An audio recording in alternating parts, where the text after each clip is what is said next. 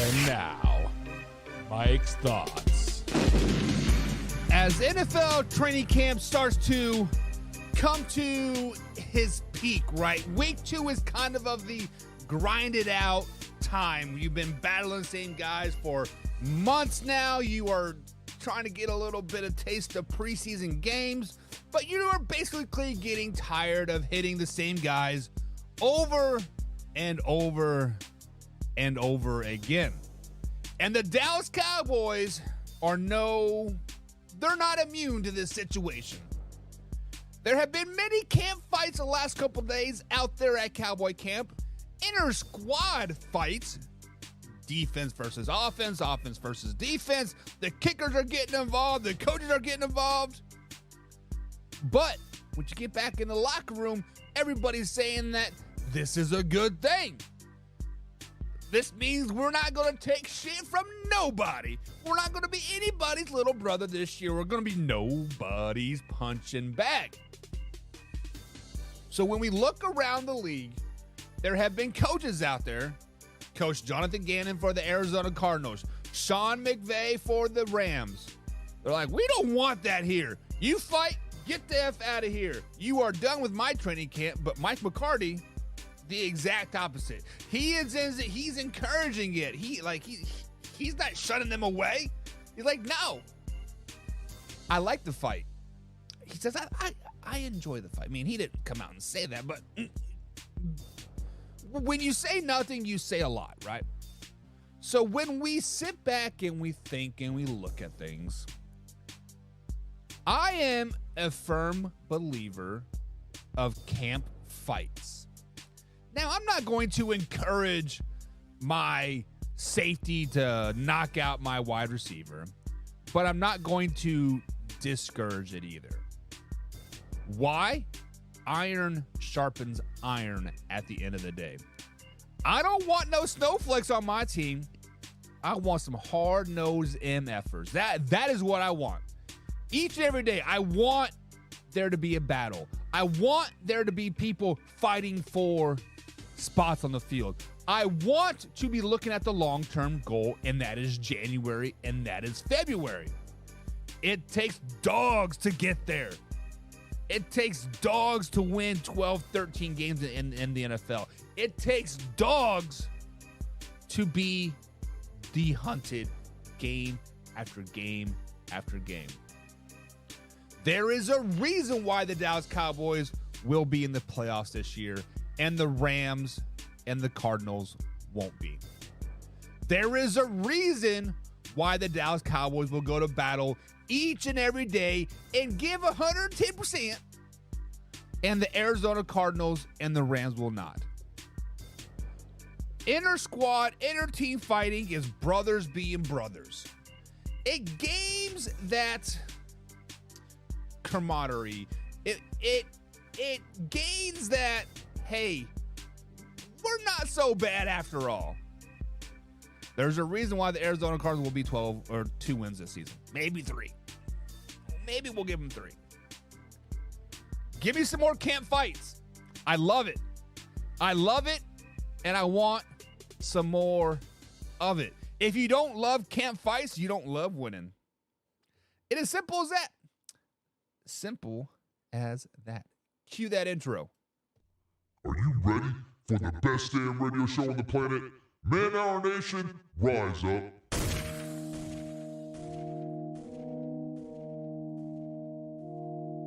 You don't want to be every time, no. I would like to personally welcome you to Man Hour After Dark. Say that while I bring you the host, Mike, Buck, and Cone. You know who coming to the stage. Sports talk than what you about to hear right here. I second that. Go.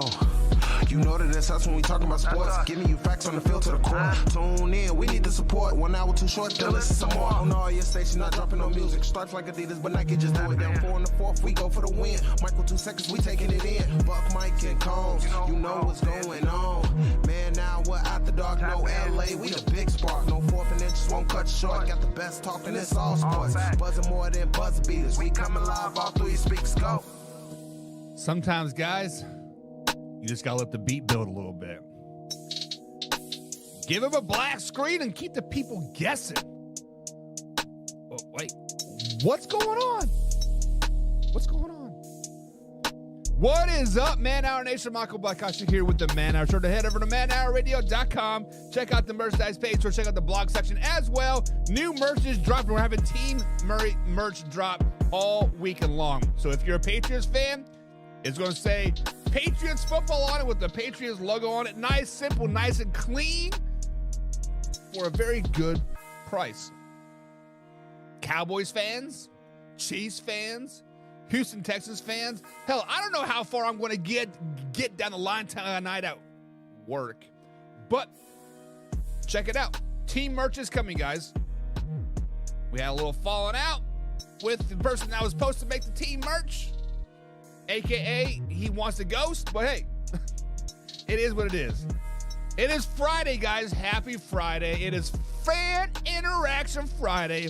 Whatever you guys want to talk about today, drop it down in the comments and we will discuss it. But I do have a couple things lined up for today, of course, just in case you guys don't want to comment for whatever reason. If you're scared to drop in those facts, we're going to talk about the quarterback situation in Philly. We have to talk about that subpar performance by Marcus Mariota. Leonard Fournette, still a free agent. Is he going to go to the Colts? We're going to talk about the Los Angeles Chargers. That's right. We got to talk a little bit about Chargers. We've been kind of avoiding them all off season because I'm scared of that loaded roster. Let's just be honest. Should the Arizona Cardinals trade for Trey Lance? Trey Lance. Speaking of backup quarterbacks, do the Buffalo Bills need a backup quarterback? And Sam Howell has been named starter.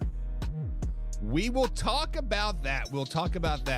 But before we get too carried away, we have to welcome some people into the chat. We got my man Hoffy in the chat. He says, damn, look at this man, the best looking co-host in the game. That's odd. I don't see the Hoffy. I don't see you on like on the screen. But hey, Deion Sanders was pissed that his players didn't join in on the fight. Who cares about Deion?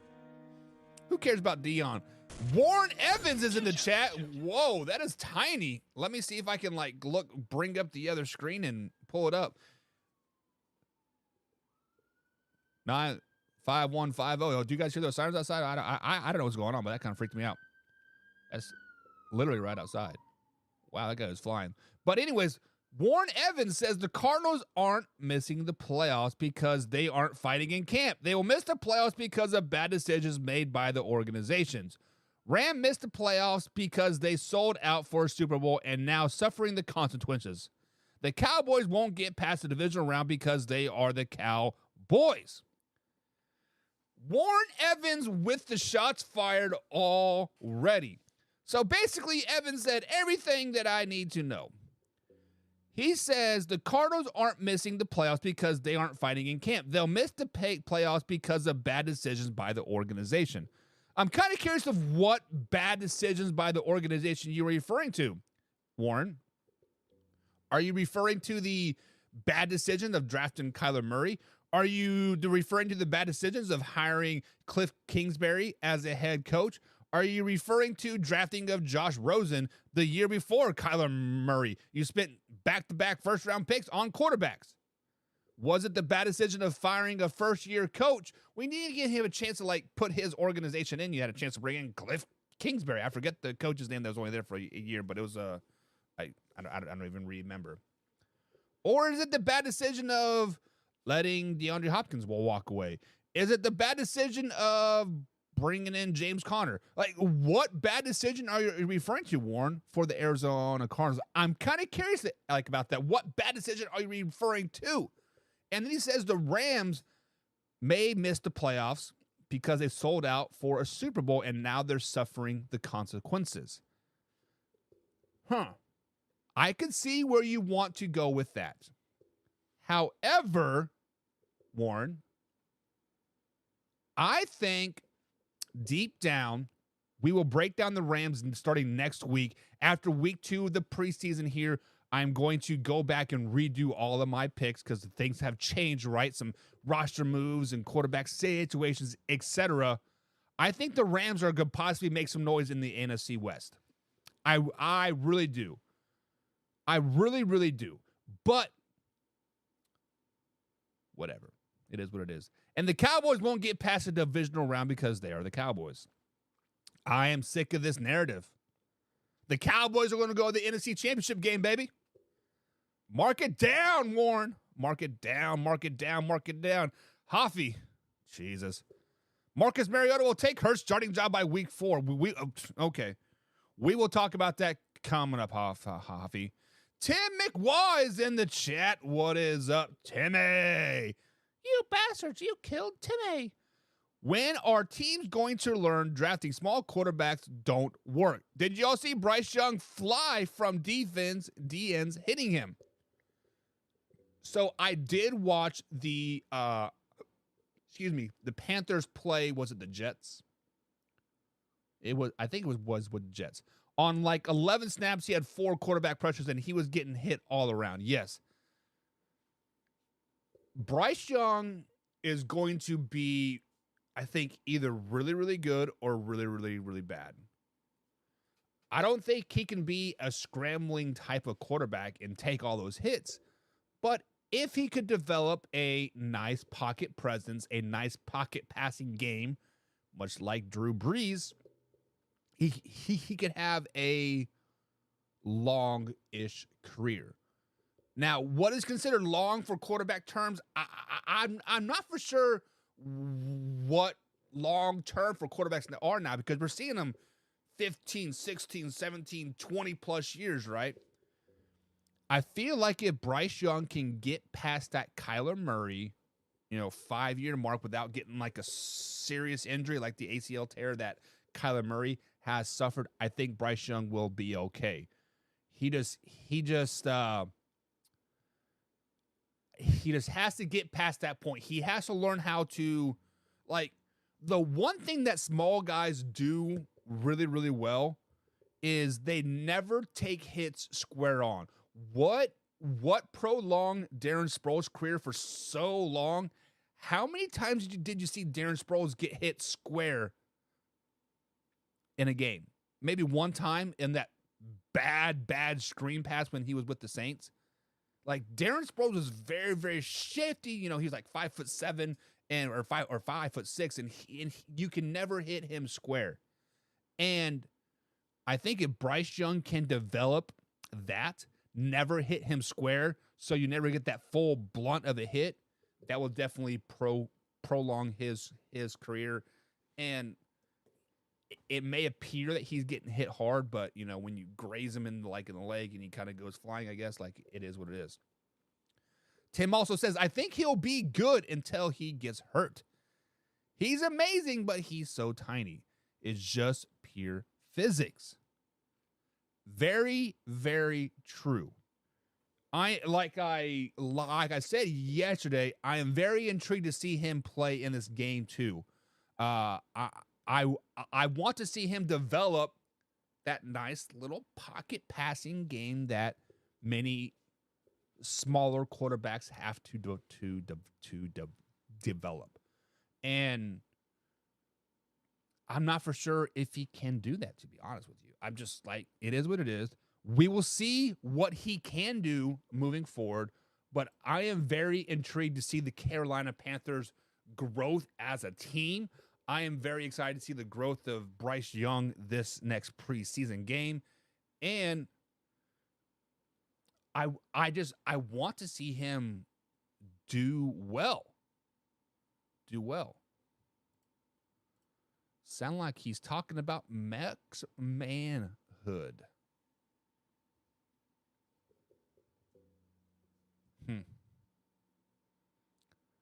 So basically, Hoffy is saying, my D game is good.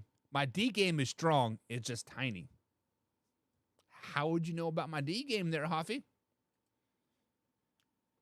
I'm just asking for a friend, I guess. Asking for a friend. It is time to get into some lead block here, guys. there's been some news around the NFL, and this is what we're going to talk about. Officially within like the last 30 minutes, Denzel Mims has officially been released by the Detroit Lions. He was traded to the Lions this offseason from the New York Jets. He suffered an ankle injury during practice, and Dan Campbell was like, you know what? See you later, alligator. Denzel Mims has officially been cut. Cut. That is rough. That is rough for my man. Let's bring up my screen here. For the Buffalo Bills, quarterback Josh Allen and the starters will play about a quarter and a half in Saturday's pregame versus the Steelers, says Coach Sean McDermott. I like this. I want to see some Buffalo Bills starters actions. But on the flip side of the coin, the Chicago Bears coach Matt Eberflus says quarterback Justin Fields and select starters will not play a Saturday versus the Indianapolis Colts. This is exactly what I did not want to see. I wanted to see Justin Fields play. I wanted to see Justin Fields push the ball down to DJ Moore. I want to see him, not suck. Guess we'll have to wait another week on that. Did you guys watch that Eagles-Browns game last night? There were a lot of injuries. So hopefully all those players from that game come out okay.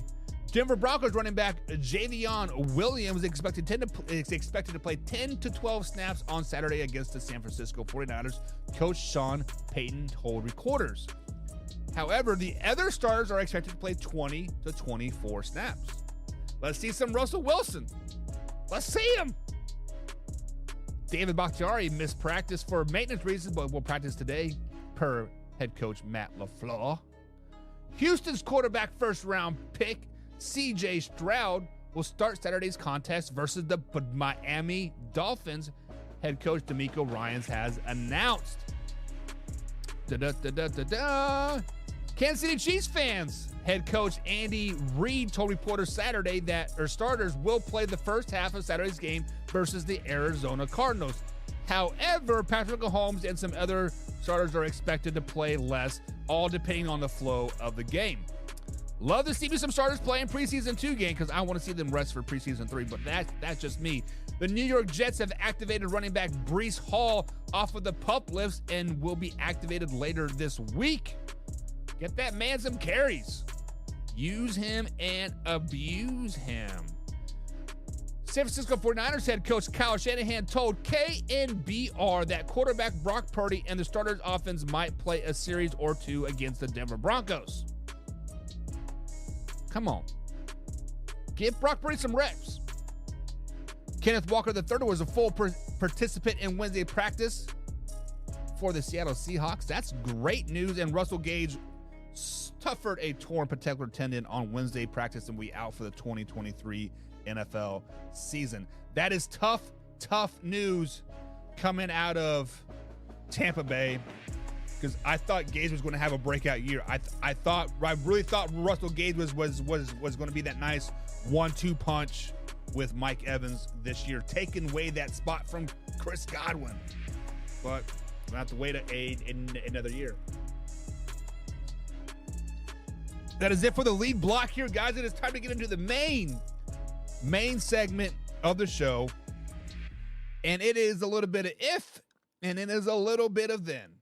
It is pretty cut and dry. We've been scouring the old interwebs, but putting out a little bit of nuggets here and there.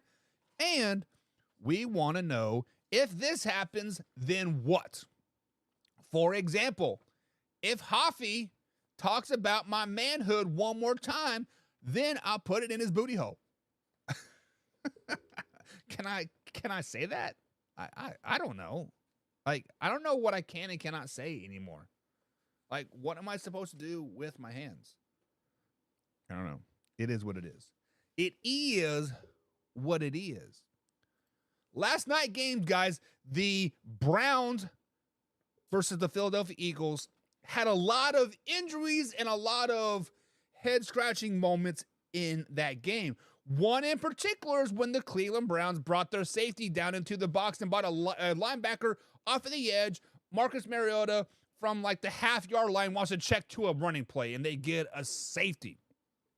Then I got to sit back and thinking, man, Marcus Mariota is not making good decisions, not looking very good. And then I sit there and I watch the game. Overthrow, underthrow, bad decision, gets sacked, gets hit, looks terrible. And then I'm like, man, the Philadelphia Eagles are literally one snap, one play away of being a really, really, really bad football team. So I made just a generic post on Facebook, and I said, man, if like, first of all, we never wish injury on anybody. So don't get that twisted. I'm not wishing injury or ill will on Jalen Hurts whatsoever. But I said, if he were to go down in injury, the Philadelphia Eagles are screwed. So with that being said, Kevin Stefanski, head coach of the Philadelphia Eagles, said that there is no QB2 quarterback competition. There is no competition, and Marcus Mariota is my guy. So with that being said, guys, when we look at the quarterback situation in Philadelphia, if Jalen Hurts were to go down and Marcus Mariota is the starter for a prolonged period, we're talking like 6, 7, 8 games, then what? Guys, if Marcus Mariota is a starter for the Philadelphia Eagles this season at any point of the time, the Eagles are screwed. The Eagles would probably be one of the worst teams in the NFL. Not because they don't have a good roster around Marcus Mariota. They still got A.J. Brown. They got Devontae Smith. They have Miles Sanders. They have one of the probably the best defense in the NFL. But Marcus Mariota looked shit, my man. Marcus Mariota was probably the worst quarterback I've seen all preseason long. Absolutely. The Eagles better have a quarterback 2 competition. The Eagles better be reaching out to some teams because Marcus Mariota is not that guy. Now, I did not get a chance to watch Ian Book yet. I had to pause it at like halftime because, work. So I haven't got a chance to see Ian Book play, but from college at Notre Dame, from the time I saw him in the Saints, Ian Book better be taking over this QB2 competition. Now, I will be breaking down or watching the rest of the game here right after this show and see if Ian Book can be that guy. But Marcus Mariota is not QB2, guys. Marcus Mariota might be one of the worst quarterbacks in the NFL right now.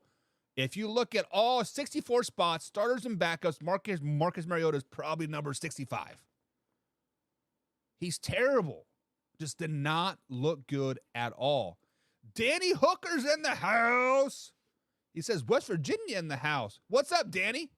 Danny, this is Fan Interaction Friday. So whatever you want to talk about, man, drop it down in the chat. We will discuss it. We will discuss anything. Because Hoffy likes to talk about manhood, we'll talk about manhood.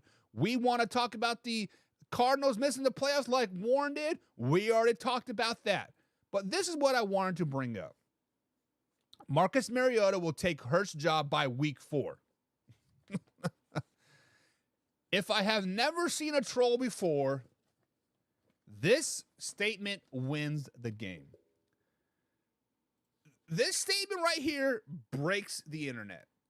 This statement will literally blow Eagles fans away. Marcus Mariota will take Hurts' job by week 4.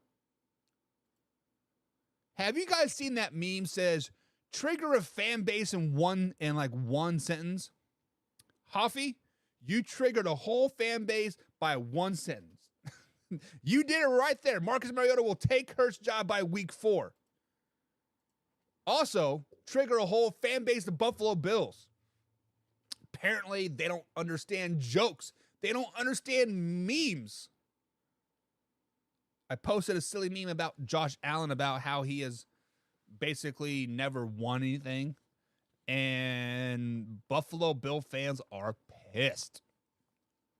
Pissed. It was clearly a joke, Buffalo Bills fans. It was clearly a joke to poke the bear, and I did it successfully. But every time you challenge some team's quarterback, they always come back and say, well, he's better than Dak. Hey, Josh Allen is undefeated in the Super Bowl. He has never lost a Super Bowl game. He is better than Dak, right? Tim McWaugh says, Mariota matches QB1 style. Cooper Rush back there would change the entire dynamic of the offense if he is the backup. So I think Mariota just fits. I didn't think Cooper Rush was on that Philadelphia Eagles team, if I'm not mistaken. Because when I was looking at the roster pregame, I thought that they had somebody else besides Marcus Mariota as a backup. Now, let me pull up the Philadelphia Eagles roster here, Tim. Tim, I believe you are an Eagles fan, if I'm not mistaken, right? So correct me if I'm wrong. But I do not see Cooper Rush on this 4-person depth chart. I see Jalen Hurts as starter, Marcus Mariota as the second string, and then Ian Brook as third string, and then Tanner McKee, which I saw that white boy play a little bit. He's not any good leader. He's a Stanford guy, rookie, drafted in the 6th round. I didn't like anything about Tanner McKee last night at all. But I don't see Cooper Rush on there. And you are correct. Marcus Mariota does excel when he's able to extend the pocket, a.k.a. roll to the left, roll to the right. He did do a lot of pocket passing, which is, against his style. Maybe that could say that. And he says, I'm saying somebody like a Cooper Rush, someone in mobile. Okay, I gotcha. So somebody like a Tanner McKee and an Ian Book. The two quarterbacks on the two other quarterbacks on the roster. I think I just broke Tim's heart, guys. I literally just broke Tim's heart. I called him an Eagles fan. He's like, oh, hell nah. I'm a Cowboys fan through and through. My man.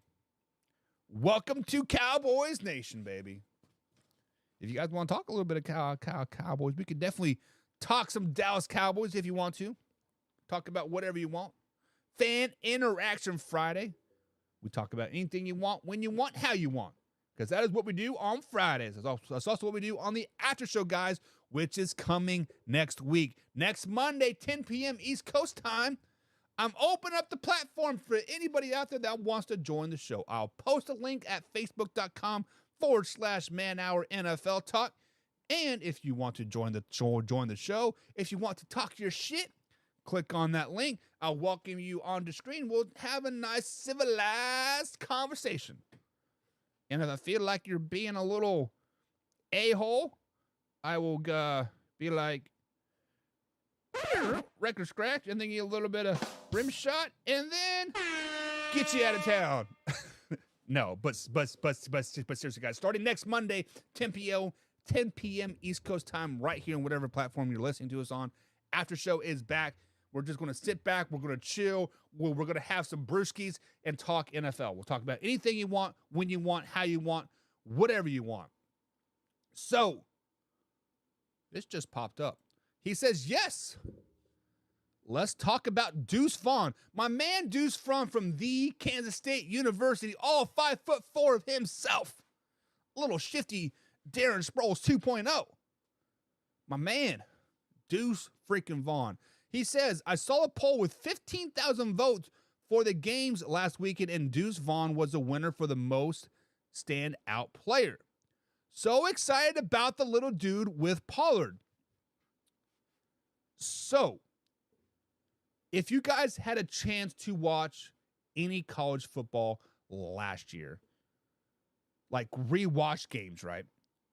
Turn on any Big 12 game with the Kansas State University, with the Kansas State Wildcats in there. Deuce Vaughn is a spark of lightning. He is a lightning in a bottle, that the cool kids like to say. Deuce Vaughn is... I honestly never thought he was going to make it to the NFL because I thought he was just too small. You know, he's only 5'4", 160-some pounds. We were just talking about Bryce Young being too small. Bryce Young is 6 inches taller than Deuce Vaughn. But Deuce Vaughn does something very, very, very well. He does not take hits square on. He's very, very shifty, but he's also a very good downhill runner. Now, with that being said, Tim, there were rumors this offseason, right, that Zeke Elliott was going to sign back with the Dallas Cowboys. They were going to rework some contract, bring my man back, and be a nice little 1-2 punch with the Zeke and Tony Pollard. Then they drafted Deuce Vaughn. Then Deuce Vaughn started to show out. Then Deuce Vaughn was doing Zeke better than Zeke. They're like, hey, maybe we don't need you so bad after all. However, with that being said, Deuce Vaughn is 5'4". Deuce Vaughn is 160-some pounds. Deuce Vaughn will get used and abused by the Dallas Cowboys offense this season. Now, we are excited about him. I'm excited to see the growth of Deuce Vaughn. The NFL is going to play the story over and over and over again. Every time the Cowboys have a primetime game, look for the story of his dad calling his son on draft night saying, hey, you want to be a Dallas Cowboy? Look for it. It is going to happen over and over and over again. Now, with that being said, I think by year 3, Deuce Vaughn is going to become Mr. I'm going to float around the league like Darren Sproles. He is going to have 3, maybe 4 good seasons. No, 2, maybe 3 good seasons with the Dallas Cowboys. And then he is going to end up on a team like the Saints. Like, oh, I didn't know he was playing with the Saints. Then he's going to end up on a team like the Eagles. Like, oh, I didn't know he was playing away at the Eagles. He is going to be floating around the league. Now, he might have a 7-year career, but it's going to be on 5 different teams. So, we are excited about Deuce Vaughn. I do think he is going to have a good rookie campaign. I do think he's even going to have an even better sophomore campaign. But year 3, year 4, year 5, that is when the wear starts to happen. That's when the tread on the tires get a little worn. That's when your size comes into play. Your durability, your longevity, your war of attrition. We'll see what kind of cojones that man has. Year 3, year 4. But this year, Cowboys fans, get excited. Tim, get excited. This year, the Cowboys are going to do some work. When we start breaking them down again next week, previously I had them finishing second in the AFC East with like 11 wins. Things may have changed. Stay tuned for that. David is in the chat. He says, good morning. Good morning to you, David, as well. Hope you're having a fantastic morning. We're actually getting ready to talk about your team here, David. And that's right. We are going to talk a little bit about the LA Chargers. We have been neglecting the Chargers all offseason. We've been kind of just dismissing them. We kind of been sweeping them under the rug. We've been kind of like, hey, you know what? The Chargers will do Charger things at the end of the day, and they'll finish 8-8 and miss the playoffs. Or they'll make the playoffs and blow a 28-point lead. I've been kind of dismissing them all off season. Kind of like, hey, you know what? It is what it is. But the Chargers do play a very intriguing preseason game this weekend. And I got to look, and I'm like, man, I like me some Max Duggan from TCU. I like me a little bit of Quentin Johnson. I do like Austin Eckler, even though whatever. Isaiah Spiller, look out for that name is going to make some noise. So I started looking at the roster of the Chargers. I started going back last night and watching some of their inter-squad scrimmages and their joint practices and their OTAs. I've been kind of dissecting them like as a team as a whole. First of all, I want to exclude their coach. I think their coach is the biggest buffoon in the AFC West. When we talk about worst coaches in the AFC West, it's Chargers coach, Raiders, Broncos, and then Chiefs. Chargers. Josh McDaniels is better than I can't even think the guy's name right now. What the hell is his name? Whatever. It doesn't matter because he's that bad. But when we look at the Chargers roster, do they have the most loaded roster in the NFL? They have a good young quarterback in Justin Herbert. Very, very high ceiling still for Justin Herbert. You put him with the right coaching staff, like the right system, this guy could be an MVP type of quarterback. Austin Eckler, still a pretty good running back. Of course, he's never broke 1,000 yards, but he's still pretty solid. They still use him very, very, very well. Got Keenan Allen, Mike Williams, Quentin Johnson at the receiver store. Let's not forget about Josh Palmer as well. Maybe one of the most underrated receivers out there. Then you got Joey Bosa, Morgan Fox, Khalil Mack, a little bit of J.C. Jackson, Asante Samuel. Guys, this Charger team is freaking loaded. From top to bottom, to offense to quarterback. This team is good. However, thank you guys. Brandon Staley is the coach's name. B. Staley, Brandon Staley. Man, you guys hammered it. Thank you. He is the most incompetent coach in all of the NFL. As a Chiefs fan, Chiefs Kingdom rise up. You guys can keep Brandon Staley for as long as you want. Because if this roster stays together, Justin Herbert, Keenan Allen, Josh Palmer, Quentin Johnson, Khalil Mack, J.C. Jackson, Joey Bosa, not bad. This Charger team can make some noise. So if the LA Chargers were to get a competent head coach not named Brandon Staley, then what? Guys, if the Chargers would get a coach that can just manage the system a little bit better, right? If they can manage not to blow a 28-point lead, if they can manage not to get really hot and then really cold, if they can just stay on a average trajectory, the LA Chargers can win a playoff game. They can win 2 playoff games. They can win the AFC West. So if the LA Chargers would get a new coach, they would be AFC West champions. I said it. That hurts me. It hurts me. But keep Brandon Staley as long as you want, guys. Keep him as long as you want. David says might be our year. Spread offense all the way down the field, 40 points per game.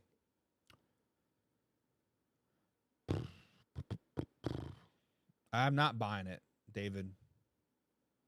Sorry, man. Get that out of here. I respect your opinion, but Brandon Staley doesn't know how to win. There are certain people in the world, right, guys, that are like, if the world's not falling, I'm going to be thinking of why the world is not falling. I forget the proper name or the proper term of that type of person, But these people basically worry that they're not worrying about something to worry about, right?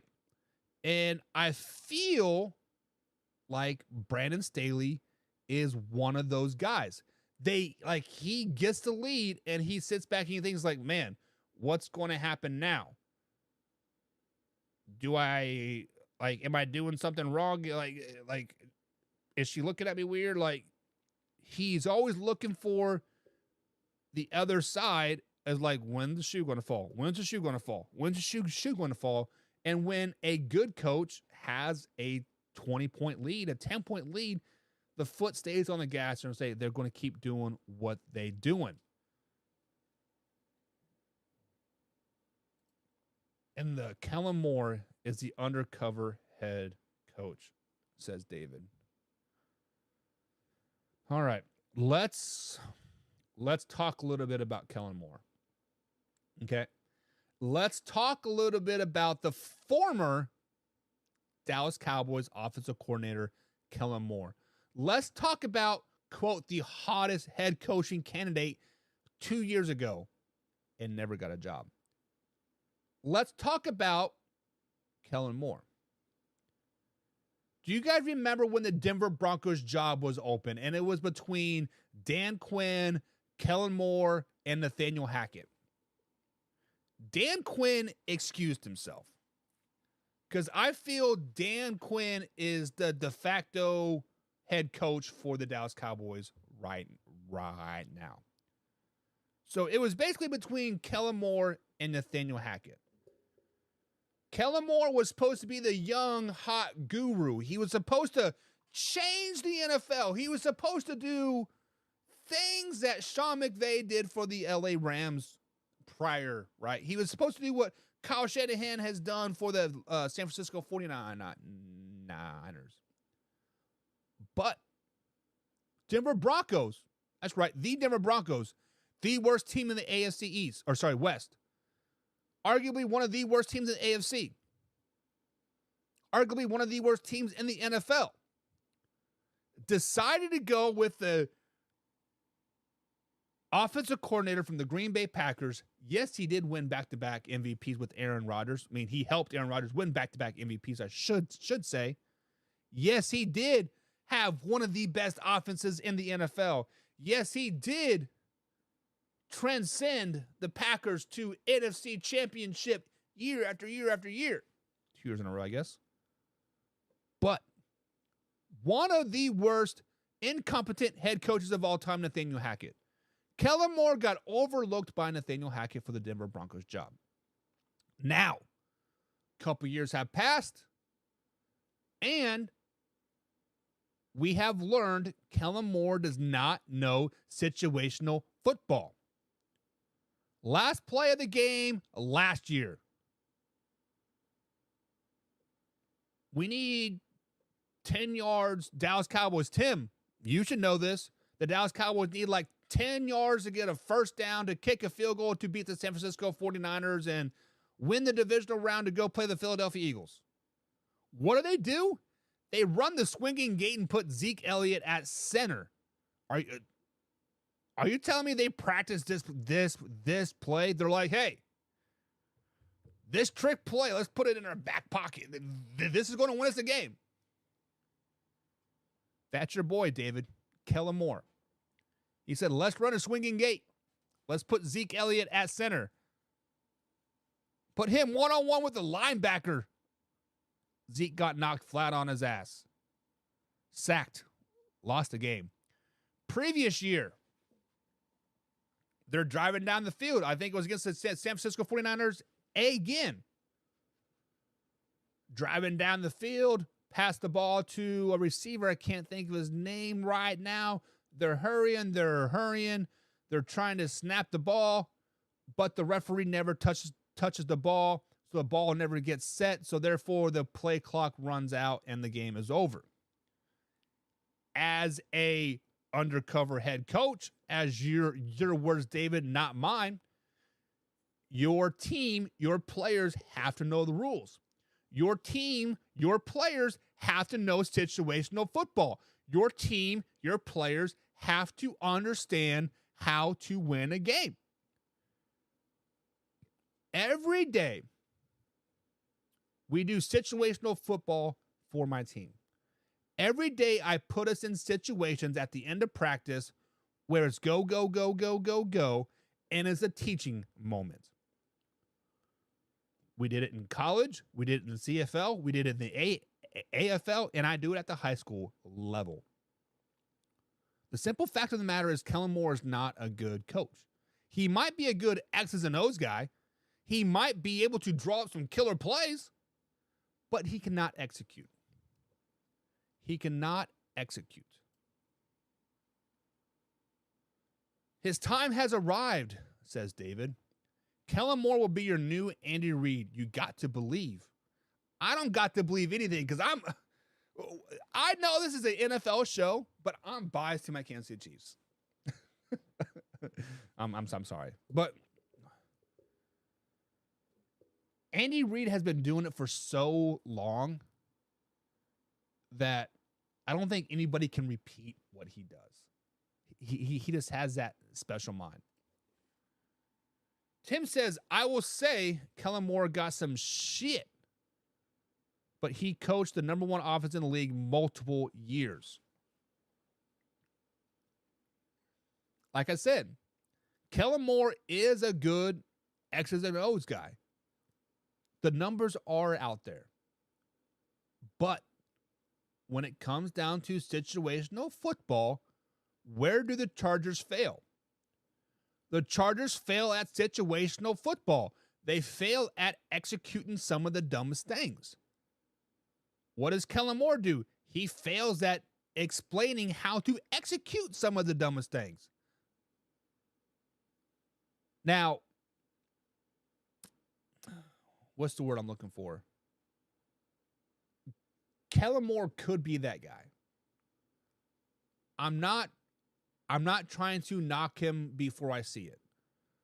I did not watch the Chargers preseason game, week 1 preseason game, so I don't know how their offense is going to look. I will be watching it on Saturday. I will be watching Chargers football game probably twice just to make sure just to make sure I'm comprehending and digesting of what I'm seeing. I will see if I can buy the hype, guys. I will see if the Kellen Moore effect takes effect in LA. I don't know. Hey, bright side is Antonio Gates is in the Ring of Fame. There you go. Having an offensive-minded and leading an entire team are two different things, David. Very true. The Chargers' offense will explode, I'm sure. So, what if, let's play this what if game, guys. Obviously, we're talking about the LA Chargers here. What if their offense in 2023 takes a step back? What if the Chargers don't make the playoffs this season? What if they are a 7-win team? What if they finish third in the AFC West? What kind of changes do we see? Is Brandon Staley out or is Kellen Moore out? I'm talking strictly on the offensive side of the ball. What if I think the Chargers offense last year was ranked like 12th overall. What if they drop down to 16th, 17th, 18th range? What if they take 5 steps back? Who gets the axe? Brandon Staley or Kellen Moore? I would say Brandon Staley, but that's just me. Hoffy says the Cardinals get the number 1 draft pick in 2024. Do they draft and move on from Kyler Murray and draft Caleb Williams? Oh.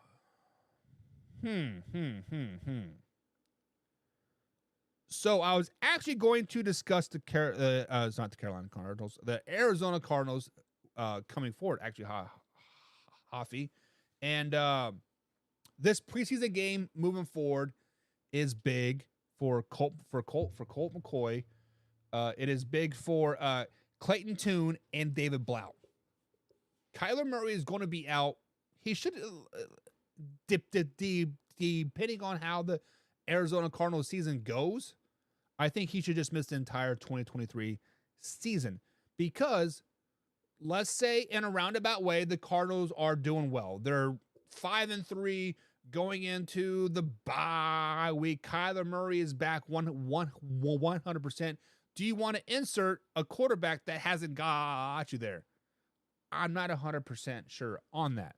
But this is why I'm intrigued for the San Francisco 49ers game this weekend. This is why I'm intrigued for the Arizona Cardinals game this weekend as well. I think Jonathan Gannon eventually does move on from Kyler Murray. I think Kyler Murray was a little flash in the pan. He's kind of been a pre-Madonna since he's been paid. Like, I've seen videos of him bitching the way people were braiding his hair and like all that stuff and kicked him out and like whatever, right? Colt McCoy has digressed a little bit. Last year, I thought Colt McCoy was better than Kyler Murray. This season, his age is starting to show. I think he's like 38 years old. Clayton Tune, I don't know too much about him. David Blount, just not the guy. There's a reason why he's jumped around from team to team to team. If I was the Arizona Cardinals, I would make a play for Trey Lance. I would make a play for Jameis Winston. There are two quarterbacks out there right now that are backups that I think could be starters in the league still. One being Jameis Winston, the other one being Trey Lance. This is what the Arizona Cardinals should do. They should basically cut David Blount, get him out of town, make Clayton Tune your rookie, make him that emergency quarterback. And then you have Colt McCoy versus Trey Lance. Lay it out on the table. Week 3, NFL preseason, have an all-out battle. Colt McCoy, this is your job to lose. Trey Lance comes in, has a connection with Rondale Moore and Hollywood Brown, Zach Ertz, James Conner. They got Ingram in there. Now, if they don't do that, do they draft a Caleb Williams?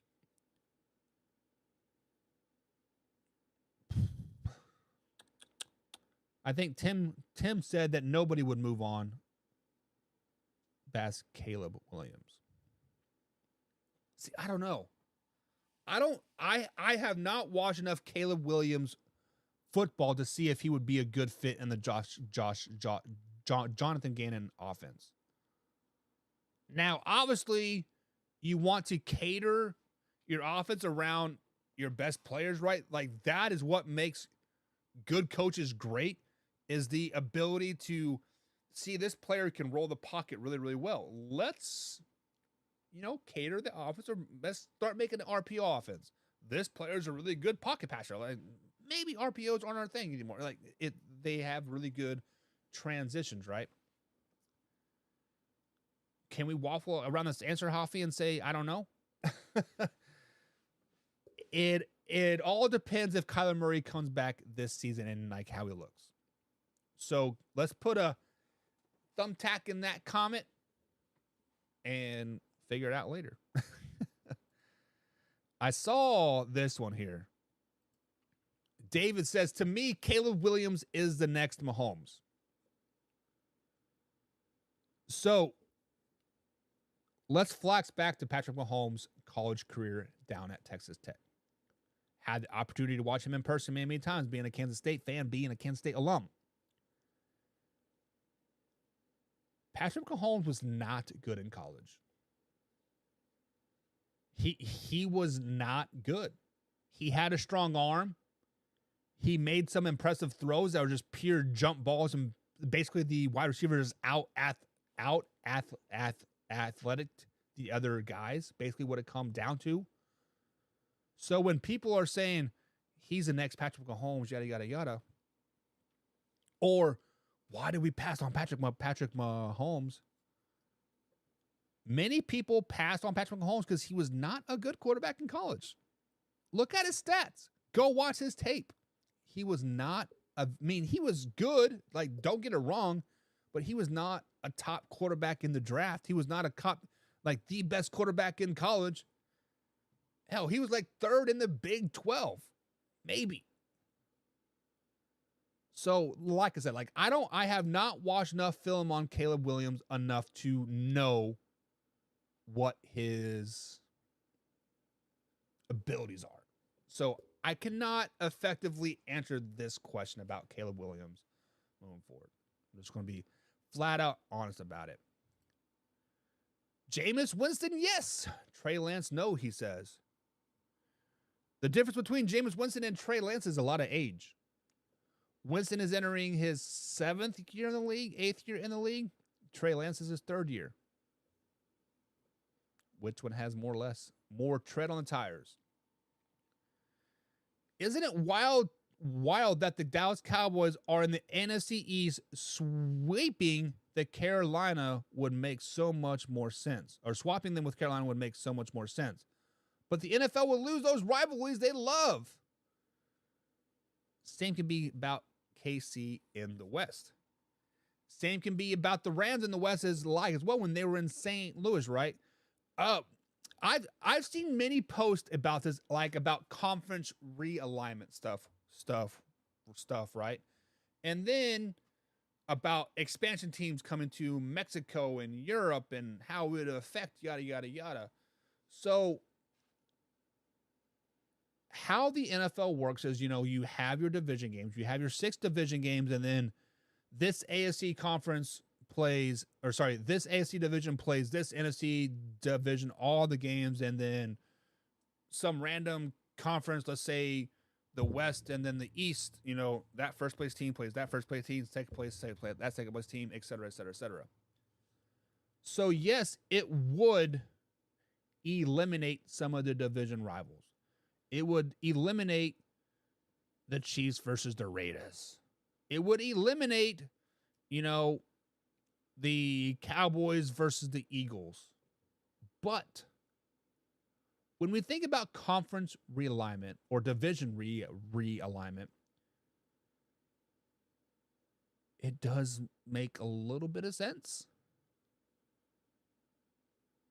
I don't know how it was done back in the day. What I think 96 was the last time the conferences got or the divisions got realigned, when the Panthers and the Jaguars came and then the Seahawks went from the AFC to the NFC. I don't know who figured this all out, but it doesn't make sense. But it hasn't made sense for so long that now it does make sense. I don't know. If we had the opportunity to realign the divisions, would you want to? Would you want to, take away that Cowboys versus Philly rivalry game? Or could we make it like college where, hey, you can pick 3 games that you want to play every year? This is your schedule. You have 3 open weeks. First come, first serve. You pick who you want to play. Obviously, I don't know how that would work, but I don't know. I wouldn't change it.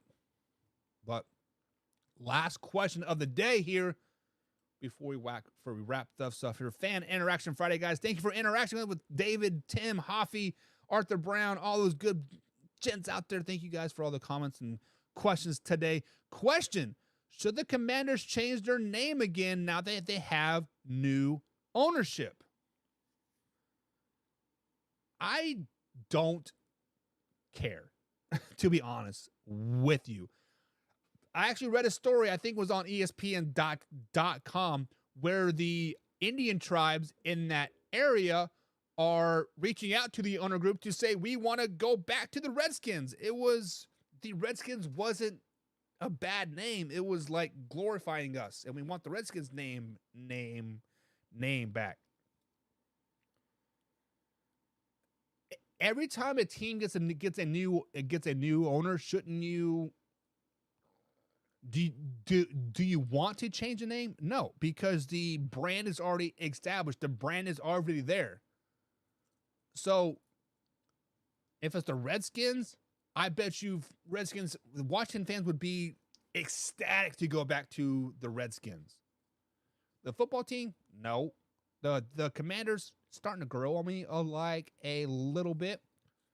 But if you were to change the name for the fourth time in 4 years, wouldn't that irritate the fan base a little bit? Wouldn't you think it's a little bit of a money grab? But like, hey, the new owners are just trying to boost their stock a little bit because they want us to buy new gear that has the red tails on it now or something. I don't care one way or the other. I don't think the Indians is a derogatory name, the Guardians and like all that. Like, that's all stupid. Hell, I have a high school back home that is called the Manhattan Indians, and they're like, "Oh, we need to change his name." I'm like, if you change the Indians, you got to change the Warriors, you got to change the Braves, you got to change the Caucasians. Like, there's a school here in Indiana that I literally think their name is called the Caucasians or something. It's something stupid. I don't know. The politically correctness has gone too far. And I think the pendulum is going to swing back the other way at some point, and the names are going to be okay again. So I don't care one way or the other.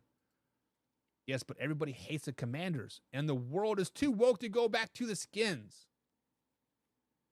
I don't know. I don't hate the Commanders. I don't like it either. I mean, I don't love it, but it's grown on me. Just like the Cleveland Guardians. I hated it at first, but it's grown on me. I don't know. It is what it is, guys. The weekend is here. Thank you guys for everything. It's been a good week. See you guys Monday, 10 a.m. East Coast time, right here on Facebook.com, of course, YouTube.com, and Spotify. After show is coming Monday night. See you guys next time right here on the Man Hour. Truly the only place where you get live, raw, uncut NFL talk Monday through Friday. Have a good weekend.